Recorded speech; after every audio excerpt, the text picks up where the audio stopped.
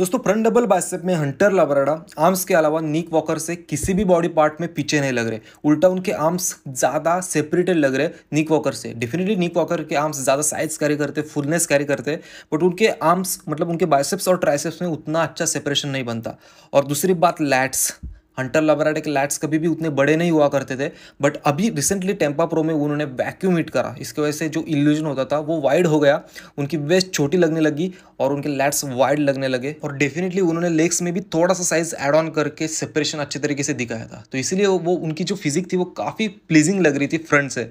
But अगर मैं निक walker की बात करूँ देन डेफिनेटली निक वॉकर ने भी एक वेस्ट को टाइट रखते हुए प्रेप करा था अर्नोल्ड क्लासिक का। उनका भी मिड सेक्शन काफ़ी अच्छा लग रहा है, लैट्स भी वाइड लग रहे हैं, पर दोस्तों उनकी लोअर बॉडी कहीं ना कहीं छोटी लग रही थी। ये फीडबैक भी उनको जजेस से मिला और आज तक आप सभी बॉडी बिल्डिंग फैंस को ये पता है कि निक वॉकर को उनके लोअर बॉडी की वजह से ट्रोल किया जाता है। बट गाइज जो फुलनेस, जो सेपरेशन और जो जेनेटिक पार्ट भी कह सकते हैं हंटर लाब्राडा के लेग्स में विजिबल होता है, that's totally remarkable. But guys आपको पता है 2021 में हंटर लाब्राडा ने निक वॉकर को हराया था। हंटर की पोजीशन ओलंपिया में 4th आ गई थी, निक की पोजीशन 5th आ गई थी। बट 2022 में निक वॉकर ने अपना बदला लिया, उन्होंने डायरेक्टली 3rd पोजीशन पे जंप करा। बट हंटर की पोजीशन 2022 के ओलंपिया में डायरेक्टली 7th नंबर पे आ गई, बिकॉज उन्होंने नोटिसेबली एक खराब फिजिक शो करी थी। इसका मतलब ये नहीं कि उन्होंने हार्डवर्क नहीं किया था, इसका मतलब ये नहीं कि उन्होंने सीरियस प्रेप नहीं करी थी। Just guys it's a small mistake between the protocols, और वही प्रोटोकॉल्स उन्होंने टेम्पा प्रो में सुधारे और अपने लाइफ की सबसे बेस्ट फिजिक भी, बेस्ट कंडीशन भी शो करी थी और बेस्ट स्टेज प्रेजेंस भी मैं कहना चाहूँगा, बिकॉज ये सारी चीज़ें बॉडी बिल्डिंग जजिंग में देखी जाती है। But as of now guys मुझे ये लगता है कि फ्रंट डबल बाइसेप में हंटर लाब्राडा काफ़ी प्लीजिंग लगते हैं और काफ़ी आगे चलते निक वॉकर से।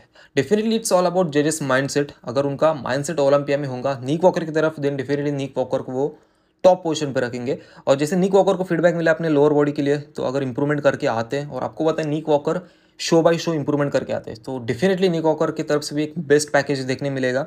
और हंटर का भी आई होप कि एक बेस्ट पैकेज इस साल ओलंपिया में देखने मिलेगा।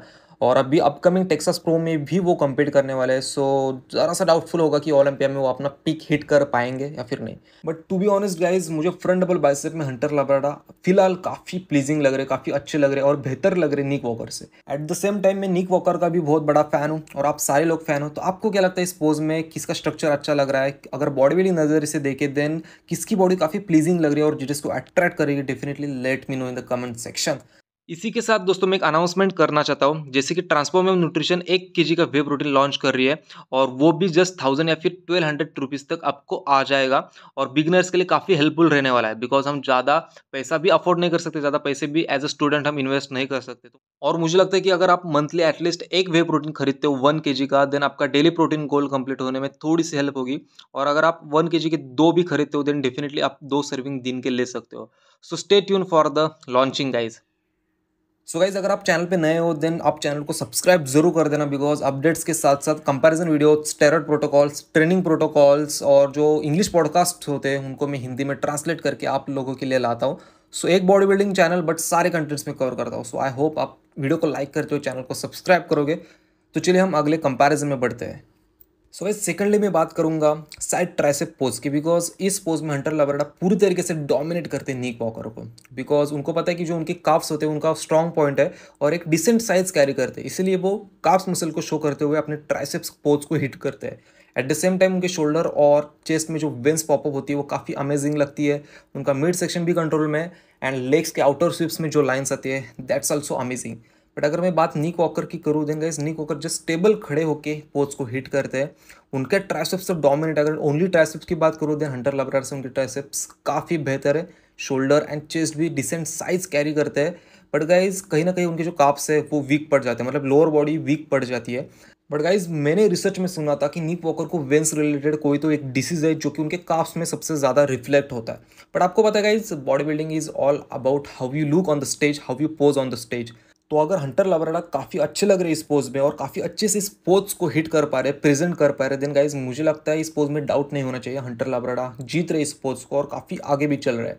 इसके बाद सीधा दोस्तों हम बात करते हैं बैक डबल बाइसेप की। और आप सभी को पता है हंटर की बैक जेनेटिकली कुछ ऐसी ज़्यादा गिफ्टेड नहीं है और निक वॉकर की भी गिफ्टेड नहीं है, बट निक वॉकर की बैक कंप्लीट आती है। उनके बैक की विड्थ भी हंटर के मुकाबले काफ़ी ज़्यादा है और बैक पोज को हिट भी वो काफ़ी मॉन्स्टर्स तरीके से करते हैं, मतलब अपने लेग्स को पूरी तरीके से फैलाते ताकि और ज़्यादा अच्छा एक फ्रेम क्रिएट हो जाए। बट हंटर लैब्राडोर कुछ इंप्रेसिव तरीके से पोज को हिट नहीं करते। बट अगर ग्लूट्स और हैमस्ट्रिंग की बात करूँ, देन हंटर की ग्लूट्स और हैमस्ट्रिंग काफ़ी श्रेडेड टू बोन थे और उनके ग्लूट्स काफ़ी पिल्ड थे। और हंटर के ग्लूट्स में आपको फाइबर्स अच्छी तरीके से विजिबल होंगे, आपको जूम करने की भी ज़रूरत नहीं फोटो को। बट निक वॉकर के ग्लूट्स में फाइबर्स उतने नोटिस नहीं होते, बट उनकी भी हैमस्ट्रिंग काफ़ी पिल्ड आती है। और उसके बाद वही बात करूँगा काफ्स की, तो काफ्स जो है वो निक वॉकर के वीक पॉइंट है। और मैं बात करूँ हंटर के, देन उनके काफ स्ट्रॉन्ग है। बट फिर भी एक ओवरऑल बैक पोज को देखा जाए, देन मुझे निक वॉकर का पोज काफ़ी अच्छा एंड डिस्ट्रक्टिव लगता है एंड वो डोमिनेट करे थे हंटर को। So guys I am going with the Nick Walker. So guys next pose is side chest. So guys ये पोज हमेशा निक वॉकर का रहा था, बिकॉज निक वॉकर के ह्यूज डोमिनेटिंग शोल्डर्स, उनके आर्म्स, उनकी चेस्ट ओवरऑल एक अच्छा रेशो कैरी करते हैं। इसकी वजह से उनका कोई भी बॉडी पार्ट किसी अदर बॉडी पार्ट को डोमिनेट नहीं करता। मैं ओनली अपर बॉडी की बात कर रहा हूँ, बट वही बात लोअर बॉडी में आके ख़त्म हो जाती है।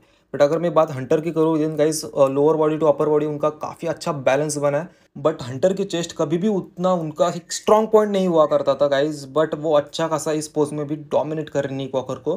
बट उनके शोल्डर्स उतने ज़्यादा डेवलप नहीं है जितने निक वॉकर के, उनके आर्म्स उतने ज़्यादा ह्यूज नहीं लग रहे। और ओवरऑल पोज हिट करने का तरीका भी दोनों बॉडी बिल्डर्स का अच्छा है। और हंटर के राइट वाले चेस्ट में आपको फाइबर नोटिस होंगे, निक वॉकर के भी होंगे। बट गाइज अगर ओनली साइड चेस्ट की बात होती है, देन गाइज मुझे लगता है कि Nick Walker is much ahead than Hunter Labrador. But अगर ओवरऑल प्रेजेंटेशन की बात करी, देन डेफिनेटली जेरस पे डिपेंड करता है। बट एक चीज़ नोटिस करनी होगी, ज़्यादा ग्रेनी लुक हंटर के फिजिक में शो होता है। So guys I am going with Nick Walker just because of his dominating chest pose and huge arms. But guys मुझे हंटर लैब्राडोर भी ज़रा भी कम नहीं दिख रही निक वॉकर से। सो गाइज ये टफ मुकाबला है। आपको क्या लगता है इस पोज में कौन जीत रहा है? Definitely let me know in the comment section. So दोस्तों अगला पोज है बैक लैट स्प्रेड। और ये पोज भी काफ़ी टफ पोज हो रहा है, बिकॉज कौन से बॉडी बिल्डर को जिताया जाए ये एक सवाल होगा। बिकॉज जो हंटर है उनके बैक की विड्थ भी डिसेंट है और निक वॉकर की विड्थ काफ़ी ज़्यादा अगर हंटर के मुकाबले बात करूँ तो। और हंटर के ग्लूट्स यहाँ पर मेरा ध्यान खींच रहे हैं, मुझे काफ़ी प्लीजिंग लग रही है उनकी लोअर बॉडी। उनके हैमस्ट्रिंग में जो स्ट्रेडेड टू बोन कंडीशन विजिबल हो रही है, उससे मैं काफ़ी ज़्यादा इंप्रेस हुआ हूँ। बट अगर निक वॉकर की बात करूँ तो निक वॉकर के हैमस्ट्रिंग भी काफ़ी ज़्यादा पील्ड लग रहे हैं। बट कहीं ना कहीं उनके ग्लूट्स में वो खूबसूरती नहीं दिखाई दे रही, वो फाइबर्स नहीं दिखाई दे रहे, वो हार्डनेस नहीं दिखाई दे रहा जो हंटर के फिजिक में शो हो रहा है। सो गाइज और लोअर बॉडी मुझे हंटर की काफ़ी ज़्यादा डोमिनेटिंग लग रही है निक वॉकर के मुकाबले। बट अगर बैक लैट स्प्रेड की बात होती है, देन निक वॉकर इसे अच्छी तरीके से हिट कर पा रहे। So guys as of now I am going with Nick Walker. And guys our last pose is most muscular. तो गाइज ये कोई मैंडेटरी पोज नहीं होता, बट डेफिनेटली इस पोज के बेसिस पे भी जजेस विनर डिसाइड करते हैं। बिकॉज ये पोज दोनों बॉडी बिल्डर्स का एक अच्छा पोज है। निक वॉकर भी काफ़ी अच्छी तरीके से इस पोज को हिट करते हैं, बट कहीं ना कहीं अपर टू लोअर बॉडी उतना अच्छा रेशो नहीं बन पाता, उतना अच्छा बैलेंस नहीं क्रिएट होता। बट हंटर की बात करूँ गाइस, दिन इस पोज में उन्होंने बहुत सारे बॉडी बिल्डर लीजेंड्स का या फिर बहुत सारे बॉडी बिल्डिंग फैंस का एक ध्यान खींचा था, अटेंशन खींचा था टेम्पो प्रो में। बिकॉज जो उनकी चेस्ट होती है, चेस्ट पे जो वेंस पॉपअप होती है, जो क्रीनी लुक एंड वैस्कुलरिटी उनकी अपर बॉडी की दिखती है, वो एक नेक्स्ट लेवल की होती है। उनके शोल्डर्स आर्म्स डोमिनेटिंग लगते हैं, शार्पर लगते हैं। और लेग्स को तो गाइज उन्होंने एक नेक्स्ट लेवल पे शो करा था टेम्पो प्रो में। सेपरेशन भी काफ़ी अच्छा था, फुलनेस भी था, और हम ऐसा भी नहीं कह सकते कि साइज़ कम था, साइज़ भी अच्छा खासा कैरी करा था, काफ्स को भी अच्छी तरीके से प्रेजेंट करा था। सो गाइज मुझे लगता है कि निक वॉकर से ये पोज हंटर ने छीन लिया है, बिकॉज ये निक वॉकर का सबसे अच्छा पोज हुआ करता था, बट मोर बैलेंस मुझे हंटर के फिजिक में शो होता है। सो गाइज ये प्रॉपर ऑब्जर्वेशन करने के बाद मुझे ये कंक्लूजन मिलता है कि हंटर लैब्राडोर काफ़ी बेहतर लग रहे थे टेम्पा प्रो में। जो निक वॉकर ने पैकेज शो करा था 2023 आर्नोल्ड में, उससे तो बेहतर लग रहे थे। But back double bicep pose में कहीं ना कहीं निक वॉकर आगे हो जाते हैं। बट आपको क्या लगता है ओवरऑल पोजेस का अगर आप कंपैरिजन देखोगे, हंटर अच्छे लगते हैं या फिर निक वॉकर अच्छे लगते हैं? सो गाइज आप सारे लोग निक वॉकर के ज़्यादा फैंस होंगे, बट गाइज बायस ना होकर आप एक ऑनेस्ट रिव्यू देना कमेंट में। आपको क्या लगता है कौन सा बॉडी बिल्डर बेहतर है इन सारे पोजेज में? बिकॉज अगर आप अच्छे से नोटिस किए होगे, देन निक वॉकर ने 3 पोजेज जीते और हंटर ने भी 3 पोजेज जीते। तो according to me, according to my platform, ये कंपैरिजन टाई हो चुका है। बट ओलंपिया स्टेज पे ऐसा नहीं होगा, कोई एक ही विनर बनेगा। सो आप आपका जो फेवरेट बॉडी बिल्डर है उसको आप साइड में रख लेना, बट थ्रू कंपैरिजन आपको क्या लगता है कौन सा बॉडी बिल्डर बेहतर है और कौन सा बॉडी बिल्डर अच्छी प्लेसिंग डिजर्व करता है? So let me know in the comment section. Video पसंद आ गई होंगी, देन कमेंट में एक ऑनेस्ट रिव्यू दे देना, सब्सक्राइब करना मेन इंपॉर्टेंट, और उसके बाद नेक्स्ट वीडियो टॉपिक्स आप मुझे सजेस्ट करना। Thank you so much for watching it, see you soon, love you all and stay tune for the next.